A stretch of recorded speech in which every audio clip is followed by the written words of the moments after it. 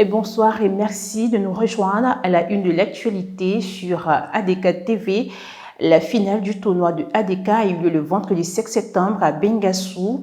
Ce tournoi a vu l'opposition de l'équipe de Brouhaousokro à celle d'Asika Kayabo. Au thème de la rencontre, nous avons eu la victoire de l'équipe de Brouhaousokro pour le score de 1-0.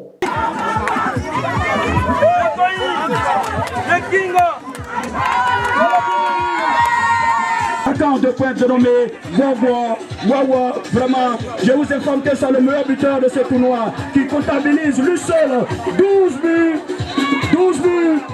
Oui, c'est un jeune talentueux, c'est un jeune qui mérite d'être ovationné.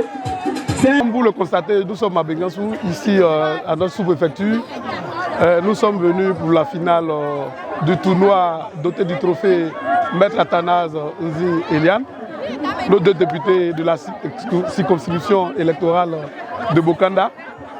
Et comme vous le constatez, c'est la grande joie de toute la jeunesse réunie de tous les villages et de la sous-préfecture de Bengassou. Oui, qui va faire? Il va profiter. Tout d'abord, je vais dire merci à ces deux illustres personnes.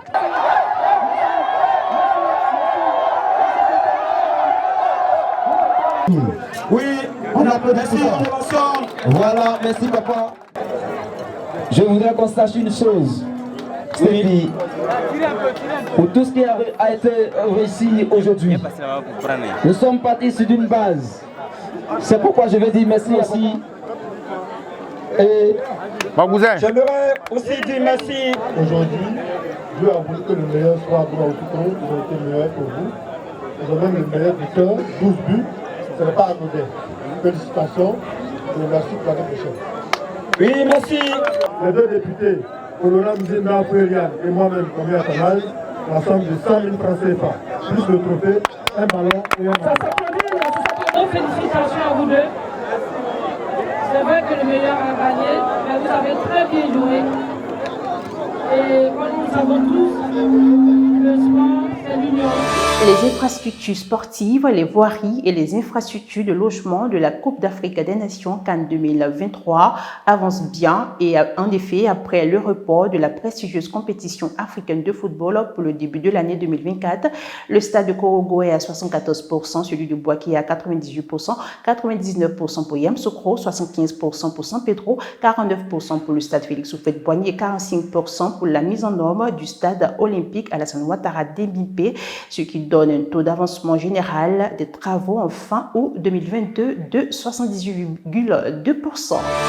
Et puis au Nigeria, des centaines de djihadistes de Boko Haram ont fui leur repère dans le nord-est du Nigeria pour le Niger, poussés par des bombardements de l'armée et d'importantes inondations en cette saison de pluie.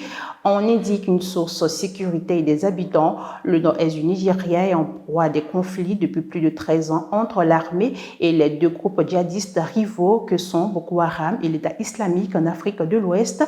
Conflits qui ont fait plus de 40 000 morts et forcé plus de 2 millions de personnes à fuir. C'est la fin de cette édition. Merci de l'avoir suivi. Bon début de week-end à tous.